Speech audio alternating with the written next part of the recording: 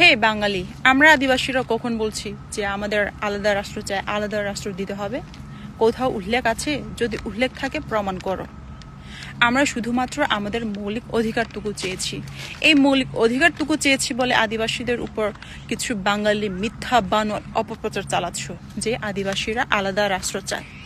যদিও আমরা চেয়ে থাকি, দিতে পারবে? আর কিছু বাঙালি আদিবাসীদের উপর প্রশ্ন ছুড়ে দিয়েছে যে বাংলাদেশে বসবাস করো, বাংলাদেশে থাকো, অথচ বাঙালি হতে চাও না। তো আমি বলি, সেই সময় কি তোমরা পাকিস্তানে ছিল না? তোমরা কি সেই সময় পাকিস্তানি হতে চেয়েছো? হতে চাওনি, কারণ তোমরা বাঙালি।